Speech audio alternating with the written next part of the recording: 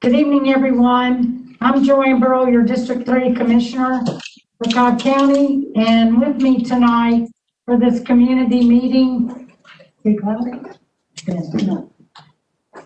with me tonight for this community meeting regarding Sprayberry Crossing is our my District 3 Planning Commissioner, Judy Williams, John Peterson, our Zoning Director, Amy Diaz, our DOT Manager, Brian Johnson, our County Attorney, Debbie Blair, our County Attorney, and my new assistant, Hannah Yu, and my old assistant, Inger Everhart. And of course, we couldn't do this without our IS department, Kimberly Limley and Yolanda Rucker. We also have virtually with us tonight presenting Jason Gaines from our Planning Division Manager, Jessica Gaines, our Community Development Manager, and Dave Braden, our Stormwater Management Manager.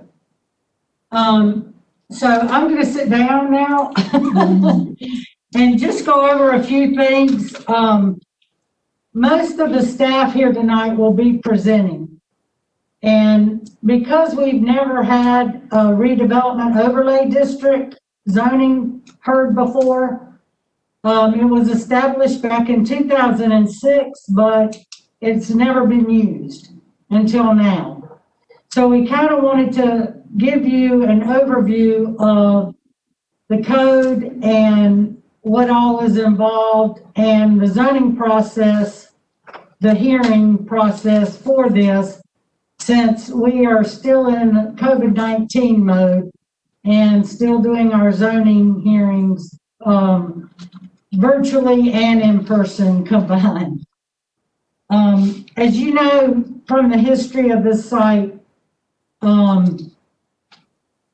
it is currently a blight property that was deemed blighted by the magistrate court judge back in the end of 2018, or in 2018, when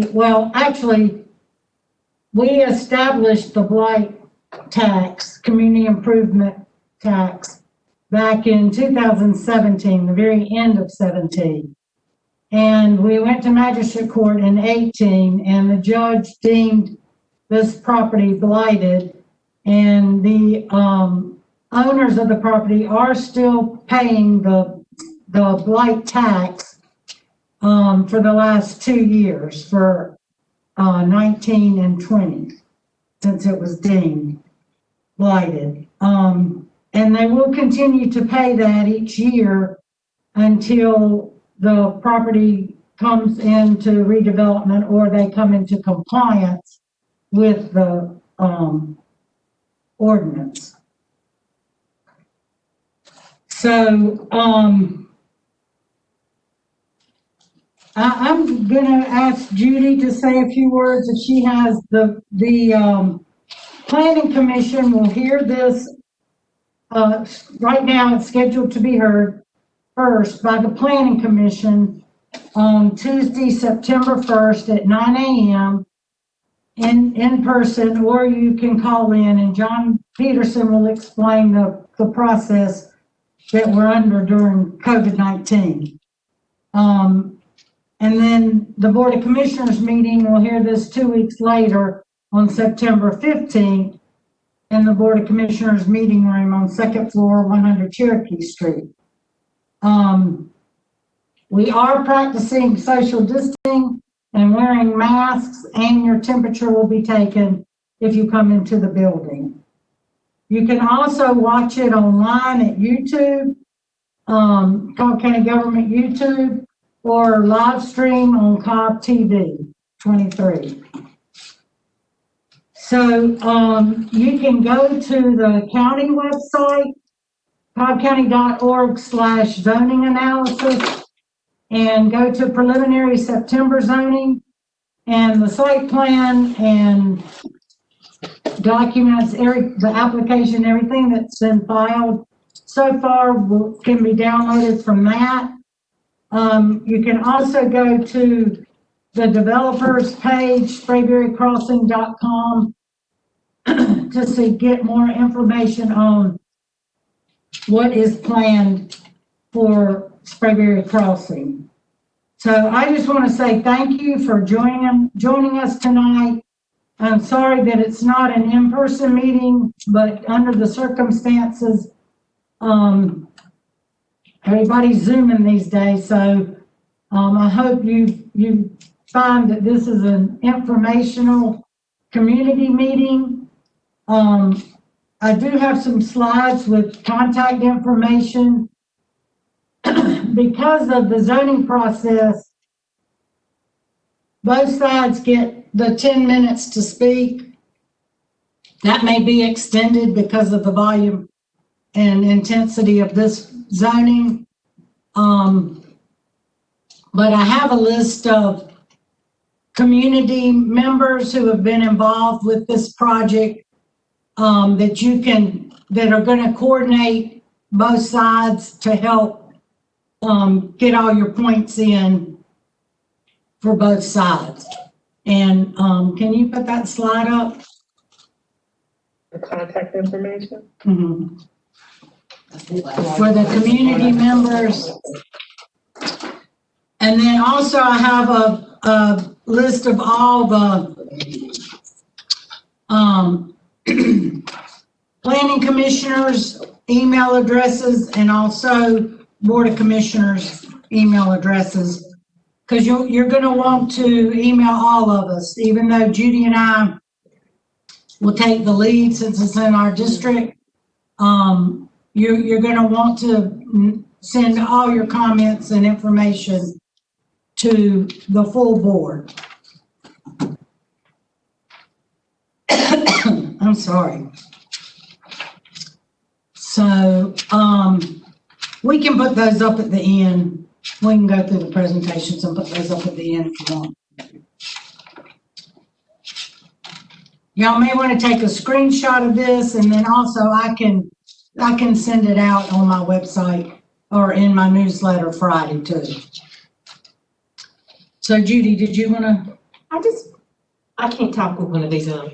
I just wanted to say that I appreciate everyone tuning in on Zoom to hear this. This is a learning curve for all of us. We've not had one. It's a learning curve for me, or probably all of staff, since we haven't seen one. So most of my attention tonight will be on listening to our professional staff and to how this is going to be accomplished. So thank y'all for tuning in. Okay, now we're going to hear from Jason Gaines on the ROD code. And Jessica. Someone's joking me. All right. Good evening, everyone. Thank you, Commissioner Burrow.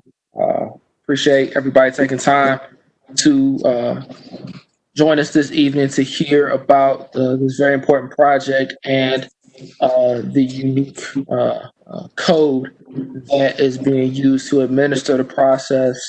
I don't know if the slide presentation is supposed to be up or not. I don't see it. It's coming. Say that again. It's coming. Okay.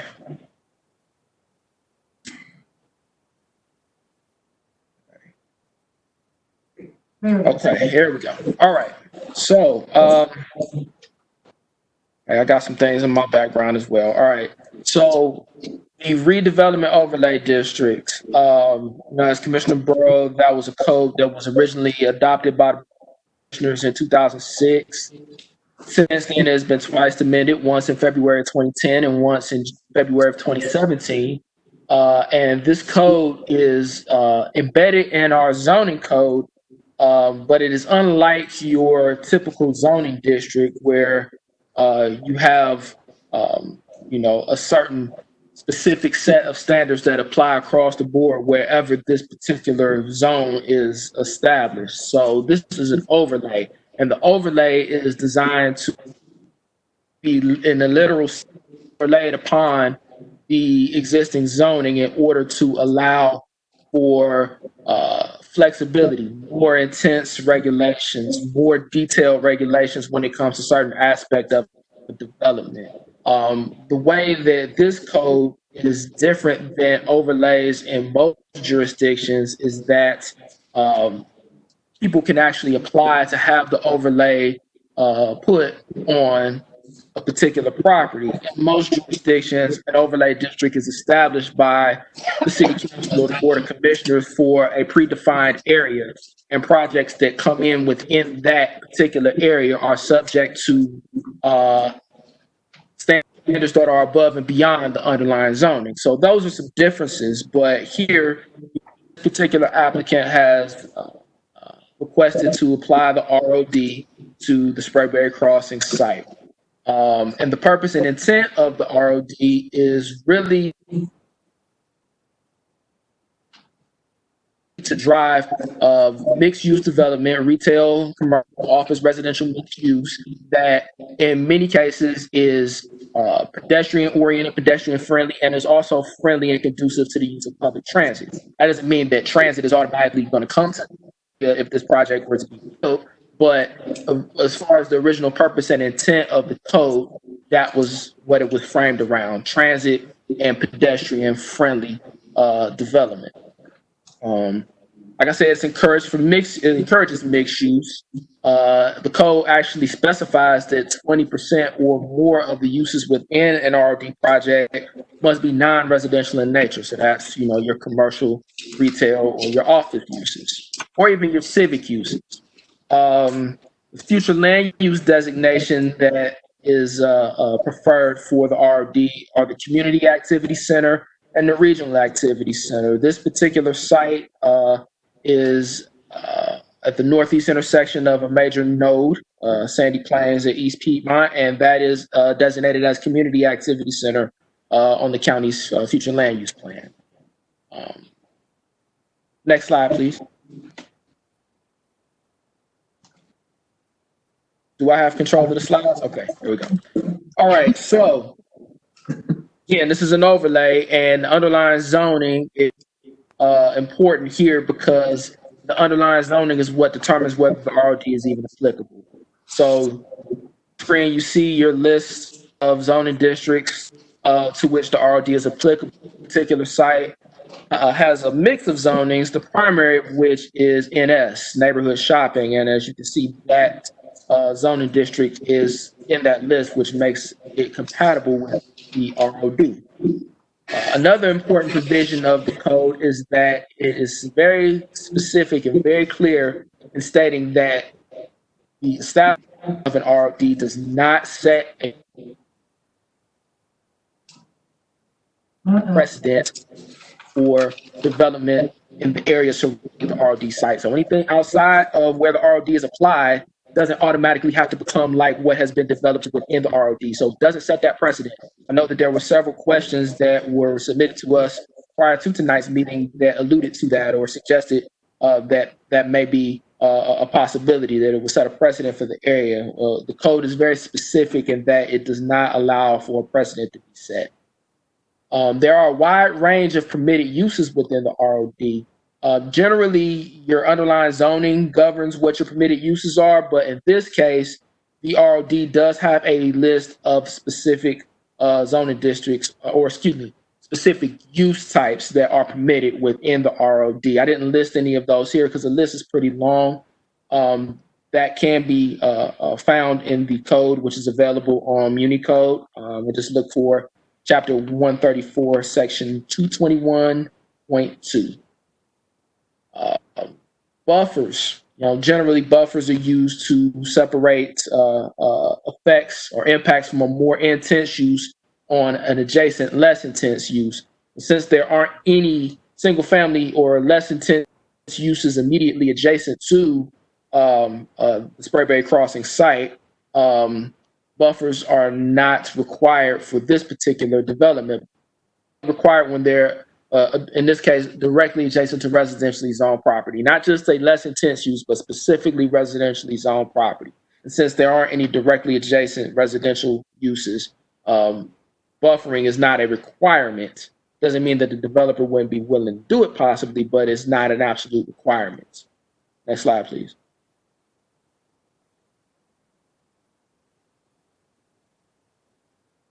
Okay. Some other considerations within the code that are definitely at play here are that the projects that generally would be allowed within an ROD are site plan specific, and that is heavily driven by a combination of your staff recommendation, your recommendation from the planning commission, and ultimately whatever final decision is rendered by the board of commissioners.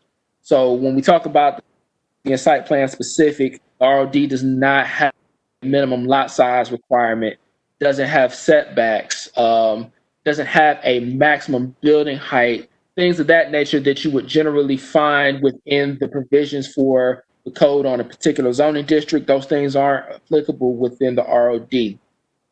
However, when it comes to height, and I know this is another area that has spoken of widely as a point of concern amongst community members, does state that height should be compatible with surrounding uses.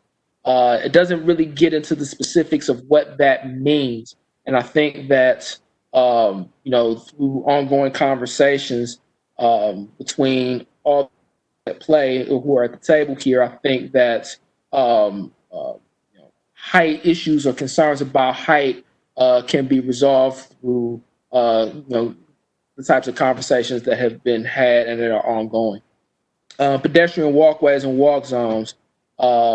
These things are integrated with transit when applicable. In this case, it's not, but that kind of goes back to the beginning when I talked about how this was heavily focused on being pedestrian and transit friendly, but those aren't applicable with this project. Another point within the code that was spoken about extensively is the affordable housing component. Minimum of 10% of the residential units are to be set aside for or as workforce housing as is defined in the code. And that definition is for household making no more than 80% of the area median income for the Atlanta metropolitan statistical area. Those are all terms that are defined by the Census Bureau. I could spend a whole presentation on them, so I won't get into them here, but that's what that particular provision of the code means. Next slide, please. Okay. Those were the highlights. I'm sure there are probably going to be more questions as we move forward. I know we're not taking questions directly here tonight. My contact information, if it hasn't appeared already, is Jason, JASON.Gaines, GAINES @cobbcounty.org. If you shoot me an email, I'll do my best to get you an answer in as short amount of time as possible. Again, thank you for taking your time with us tonight. And I'm going to go ahead and turn the presentation over to our zoning administrator, Mr. John Peterson. Thank you. Thank you.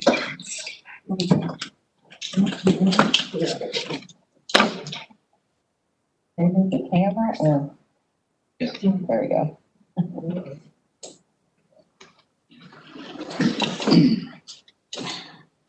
Good evening, everyone, and thanks for attending tonight.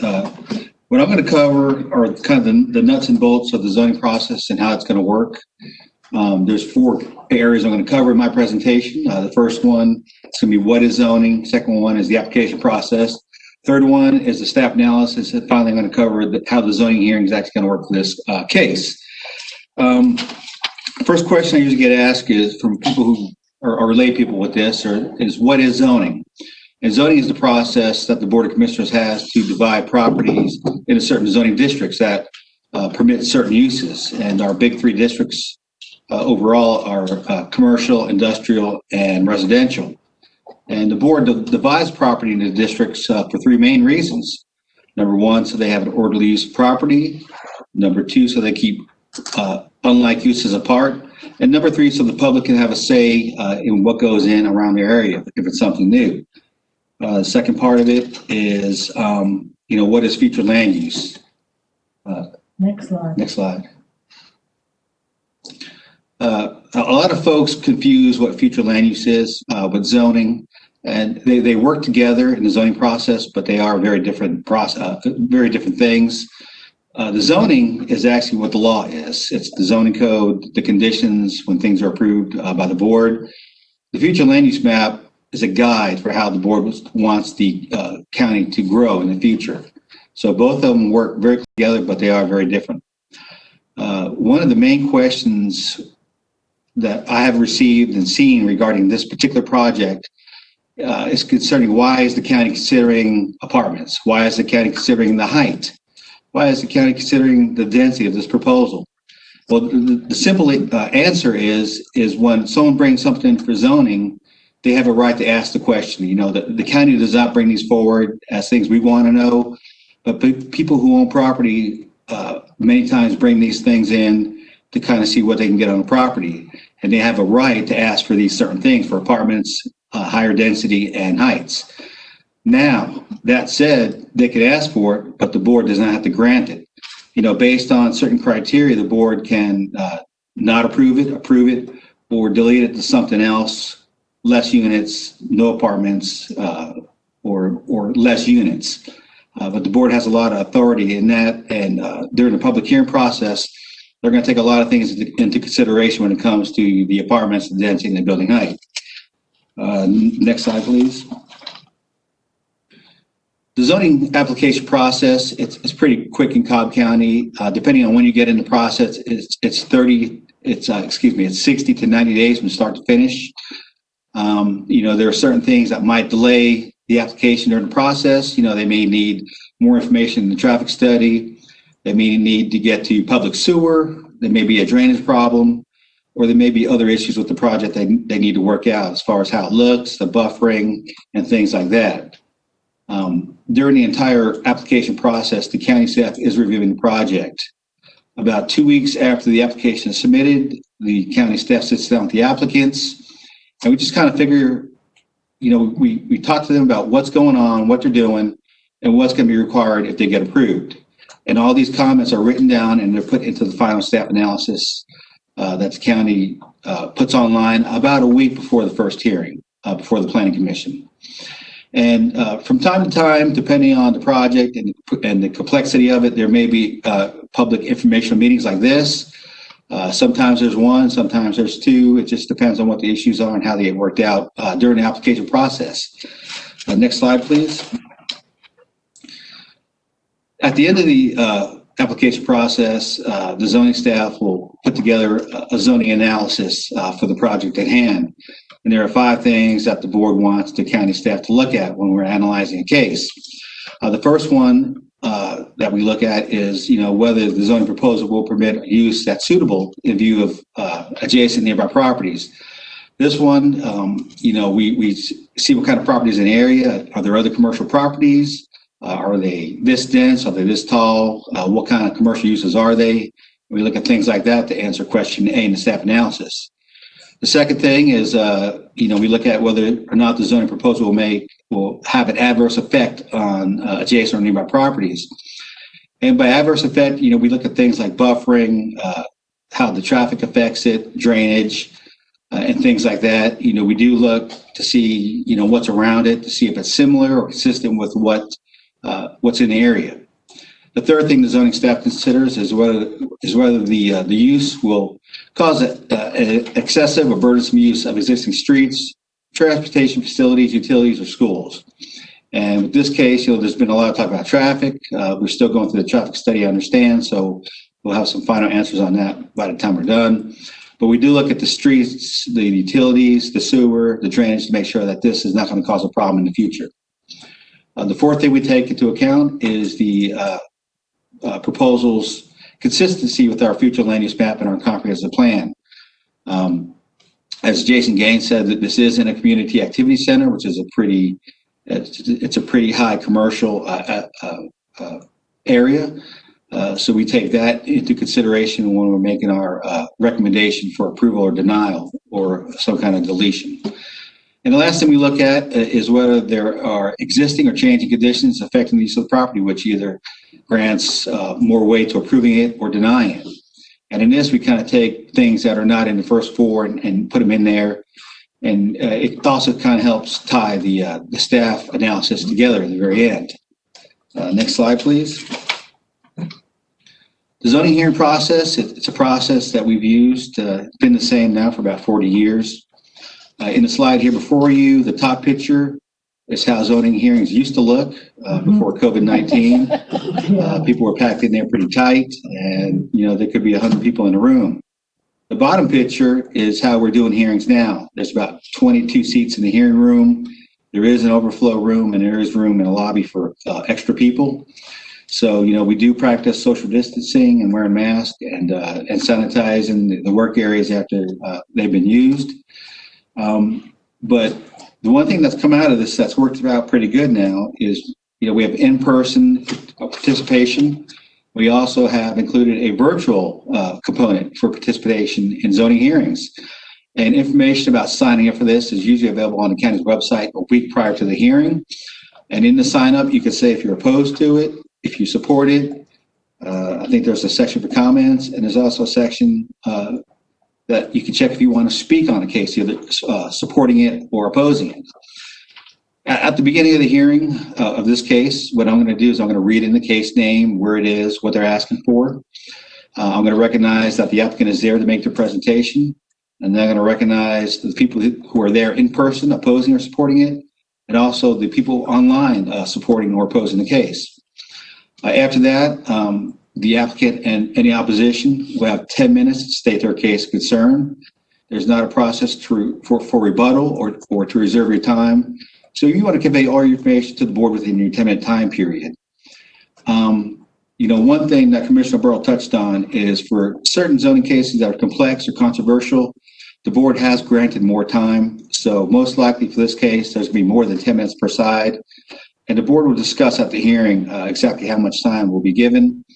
My advice to anyone supporting or opposing this case is if you could elect a spokesperson, that works out the best, because each side gets a certain amount of time, and you don't want to have the same topic covered by each person. That kind of wastes your time.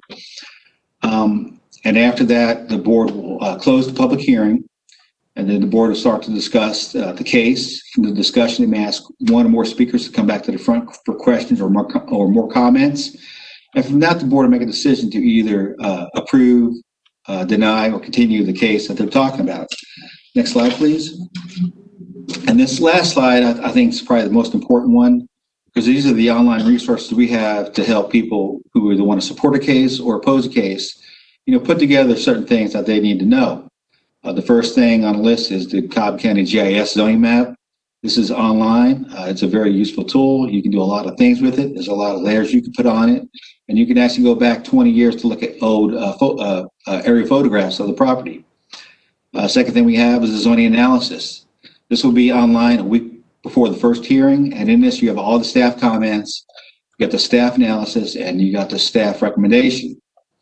Third thing is the code of ordinances. The zoning code is kept online in the county clerk section of the webpage. You can look at different codes. You can look at the ROD code if you want to. Fourth thing is the comprehensive plan, the future land use map. This is also online in our planning division's webpage. And here you can kind of see, what the board wants as far as trends in the area, as far as commercial or residential or anything in between. And then the last thing is communications. And I want everyone online who's not familiar with zoning to take a look at this one. This one's real important. In the communications webpage, there's a selection for Cobb TV on demand. And what you can do is you can go back and look at former zoning hearings for the last 5 or 6 years. And the zoning hearings are all kind of run the same way as far as how we do it. The content is different, but they all run the same ways. And you can kind of get ideas from watching these old hearings on certain points you want to make when you're either supporting or opposing a case.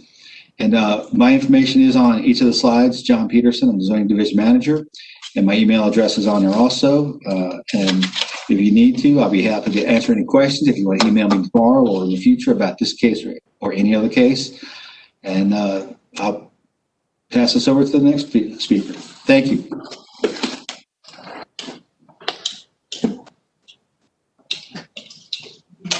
Okay, we're back to my slides. I just wanted, John talked about coordinating your time with the 10 minutes or maybe more. So I've kind of identified some community members that have been working with the community and the developers on this case to kind of coordinate the support side and the opposition side. And they are Katrina Blovall, Tim Carini, Joe Glancy, and Shane Speed. And like I said, these slides will be available online tomorrow, so you can email them or get with them to work together in groups to present. And then also the next slide, my contact information and Judy Williams, Planning Commission, and then the full Planning Commission is the next slide. Alice Summerhour, who is appointed by the chairman. District 1 appointee is Fred Beloin. Tony Waybright is District 2. And Galt Porter, who is the chair of the Planning Commission, appointed by District 4.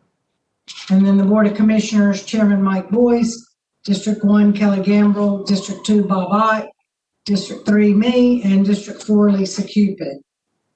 So that's contact information for you to email your comments and concerns. If you have any other questions for staff or anything else, you can email me and Judy as well, and we'll forward it to the correct department.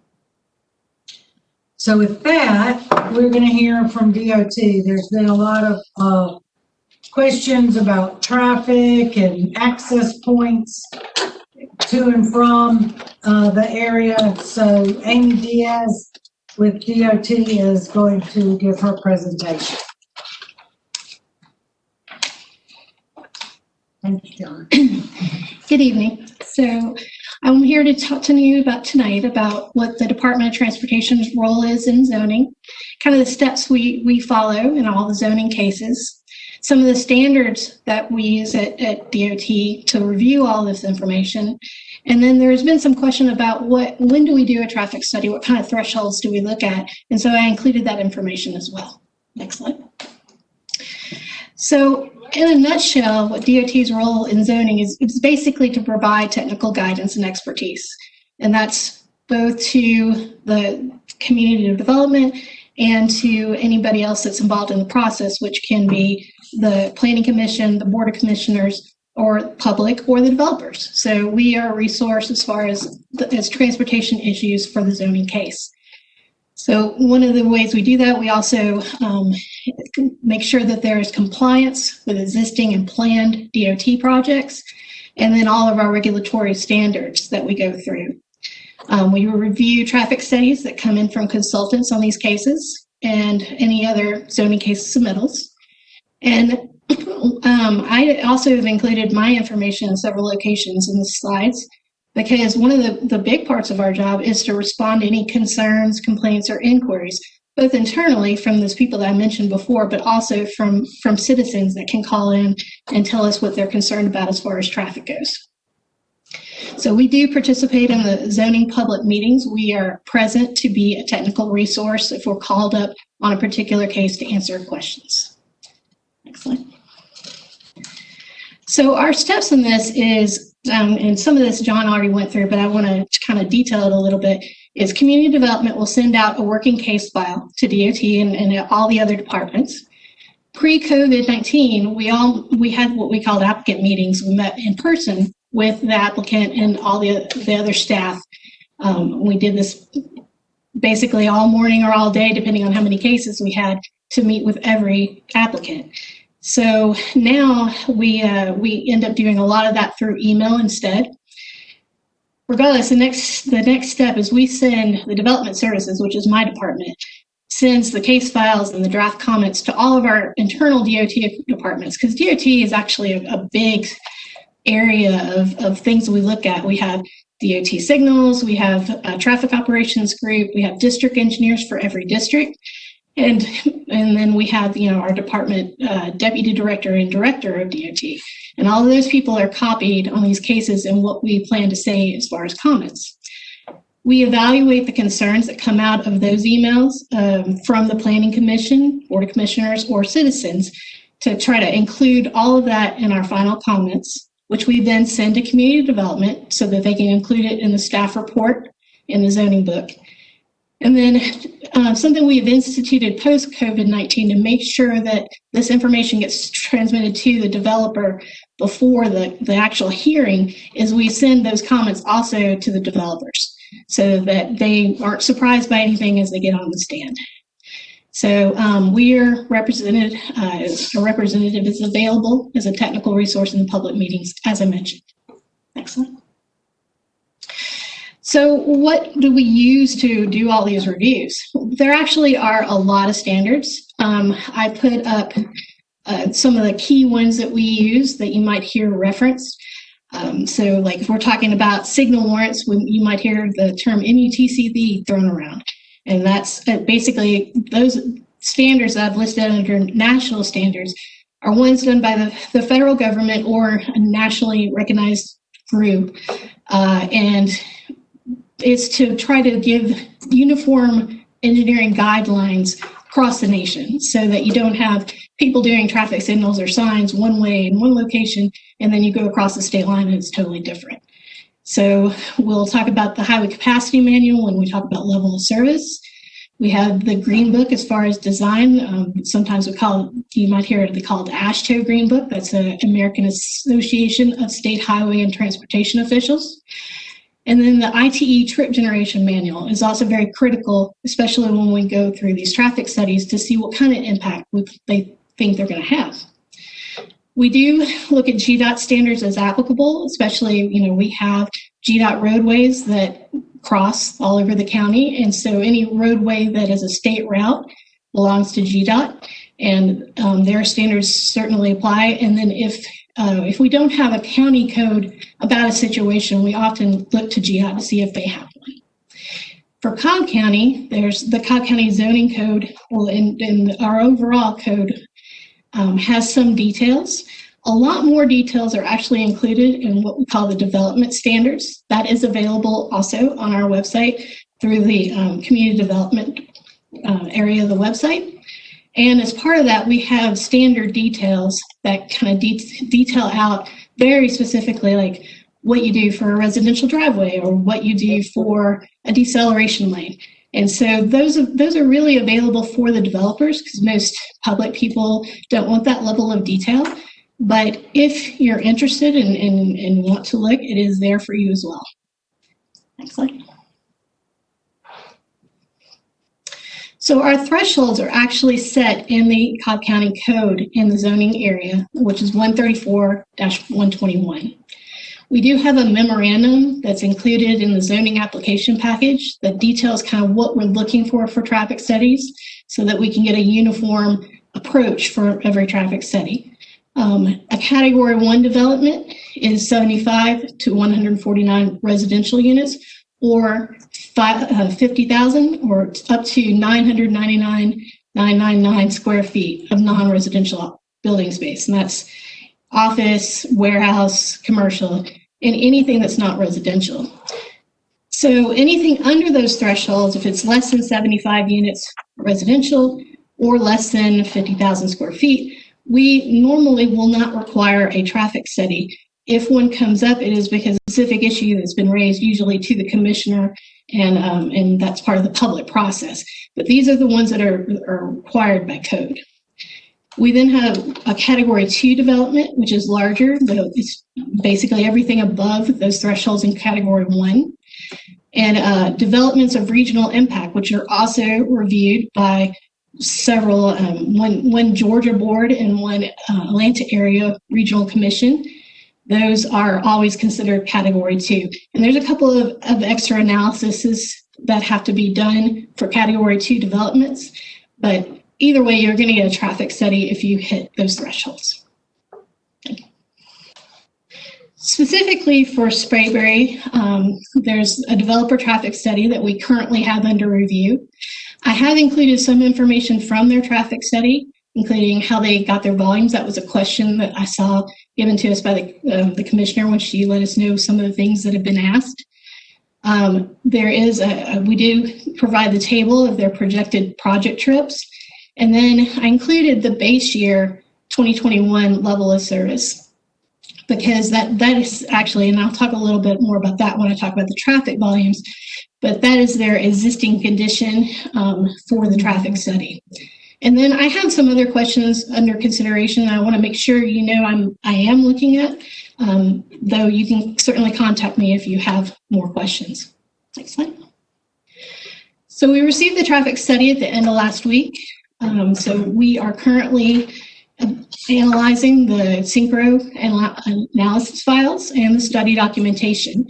That process is ongoing as of today. So there was a question I saw, how do you get a copy of the traffic study? My email is put in this location. Email me and request it, and that's all. Pretty much any report that's submitted to the county is public information, so that's all you have to do.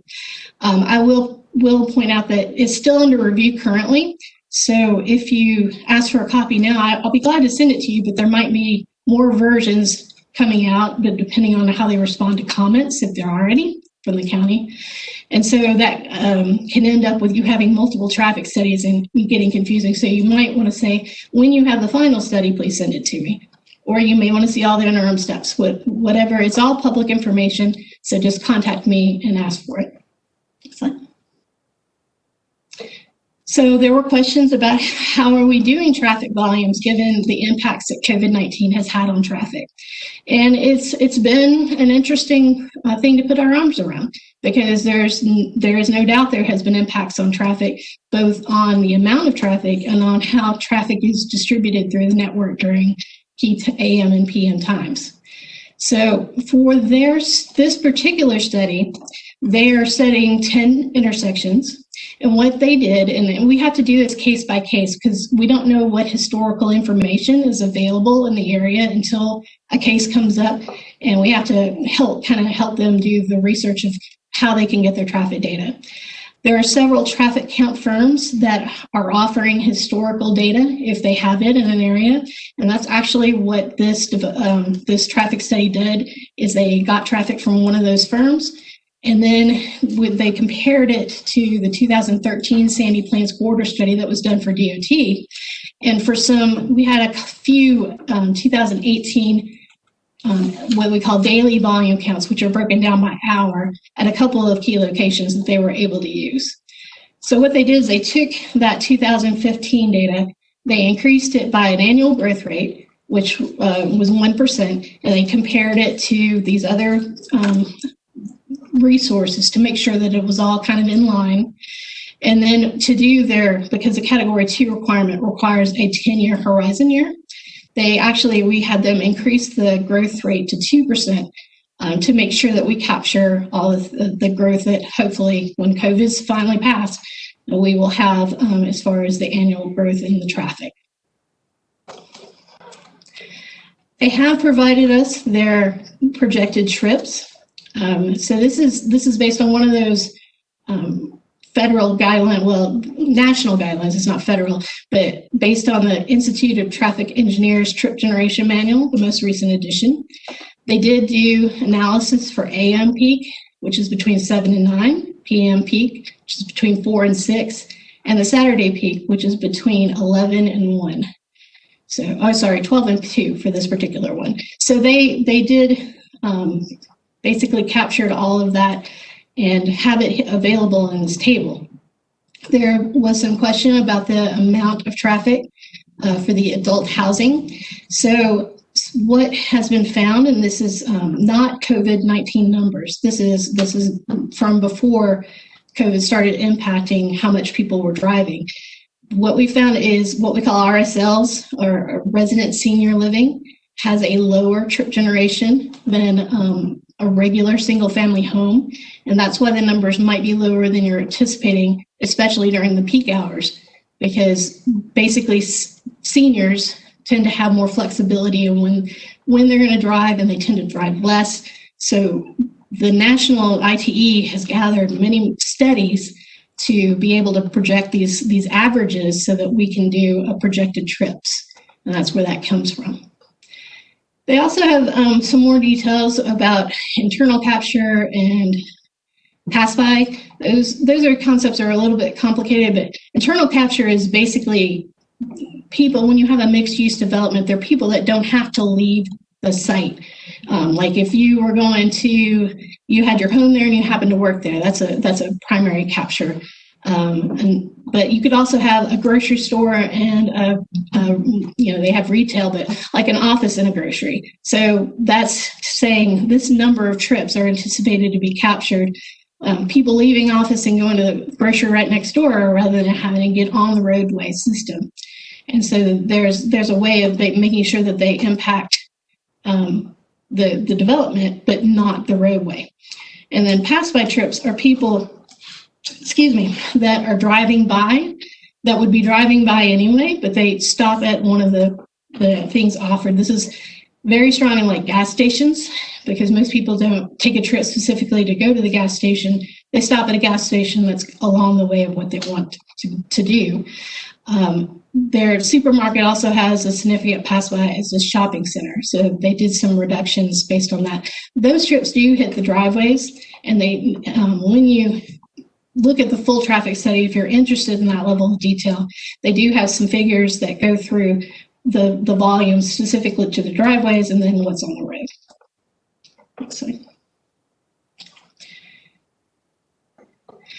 So one question we always ask is, what kind of delays are we seeing? You know what delays you have out there.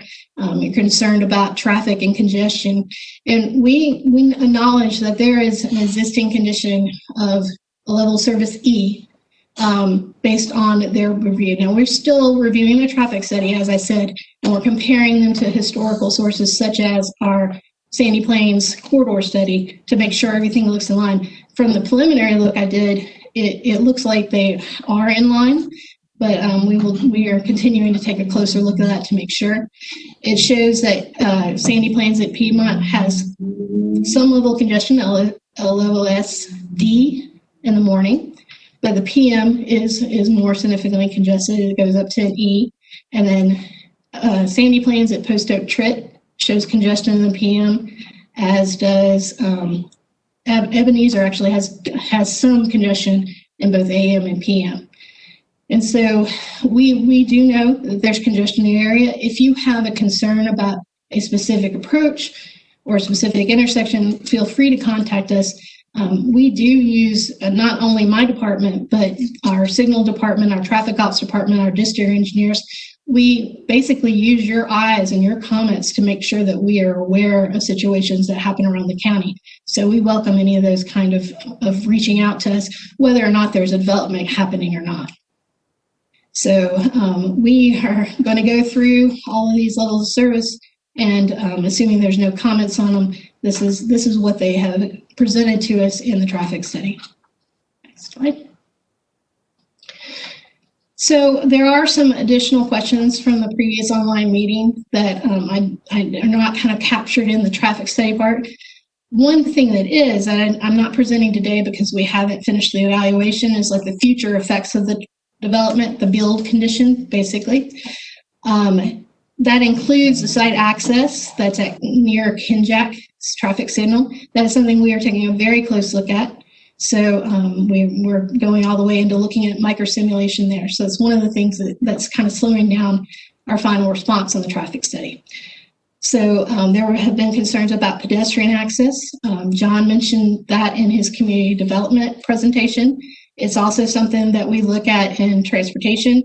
That's something that more comes up in the plan review process than the zoning process. But we do make comments to make sure that pedestrians can get around safely. So if you have a transportation question that was from that meeting, or if you thought of a new one, and you can contact me to discuss it, I'll be glad to do that. I just wanted to let you know that these three key areas are ones that we are considering in addition to the traffic study we're reviewing. Okay. Thank you. Thank you, Amy.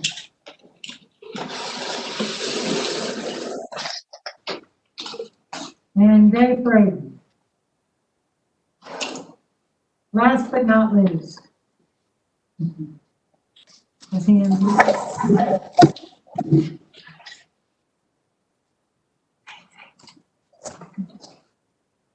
Can you hear me?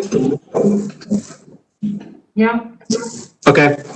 Again, I'm David Braden with the Cobb County Stormwater Management Division, Division Manager. And I was asked to address stormwater management requirements for this development. Hopefully not quite as complex as traffic issues, but I don't believe I saw any specific questions regarding stormwater. So I was just going to give some general overview of the requirements and considerations for this project. As you've seen or have seen previously, development is located at the northeast corner of Sandy Plains and East Piedmont Roads. And the entire site discharges generally to the east into an unnamed tributary to Sewell Mill Creek, which runs along the east side of the site. And from there, it goes to a very small part of Wincroft subdivision, part of, I believe, Shadowbrook subdivision, and then into and through Autumn Lake subdivision downstream. Currently, the site is mostly impervious. If you've been through, there are buildings and pavement, a majority of which has no stormwater management provided. It was developed quite a while ago before a lot of our stormwater requirements were in place. Several adjoining parcels surrounding it drain through the site currently. Some of those have stormwater management that has been provided since then. As our county code and development standards require, the new development will be required to provide stormwater management. That is to treat and control stormwater runoff from the site. From a stormwater perspective, this zoning will be treated no different than any typical redevelopment project. The redevelopment overlay district has no provision in it for relief from stormwater requirements. So water quality and channel protection and detention volumes will be required for all new and reformed impervious coverage on the site. And the current plan does show stormwater management being provided in several underground facilities. I believe it's 3, one to the east side of the site, the west side of the site, and then the south portion of the site. And those will be, once it gets to plan review, those will be designed to control runoff from the site to the pre-development condition of this parcel. In addition, the stormwater design will need to take into account the current capacity of the existing downstream infrastructure. Most particularly, just downstream from this parcel is the Autumn Lake detention pond. The first street or road crossing is Mainsail Drive, the culvert there, and then the Autumn Lake Dam. So storage rankings will be required to verify, this is in plan review again, verify that no adverse impact occurs at any of those locations. So in summary, should see some improvement of downstream stormwater conditions due to several things. One, reduction in impervious coverage, because the existing plan does show I believe it shows a small reduction in coverage for the site. And the new stormwater management that's going to be required should provide additional benefit as well. So again, there were no specific questions for stormwater, but if anyone has any, you can email the Stormwater Division at stormwater@cobbcounty.org. That's stormwater, one word, at cobbcounty.org, and we can answer any questions that you might have, or any questions you might have, Judy or Commissioner. Thank you. thank you, Dave. So, does anybody else have anything they'd like to add? Our attorneys have any comments? No comments. Well, again, we thank you all for joining us tonight. I'm sure there are other things you'd rather be doing on a Wednesday night before school starts back virtually. So we actually, Judy and I have not yet met with the applicants. We do have a meeting coming up with the attorney for the applicant. So we'll be reviewing a lot of this with him as well and going over some things. So I'd like to hear your concerns and comments and email all of us, Planning Commission, Board of Commissioners, and any questions you have of staff, you can send to me and Judy or directly to John or Amy or Jason or Dave. So thank you again. And I guess we're signing off a little early, and look forward to hearing from all of you and seeing you soon. Bye-bye.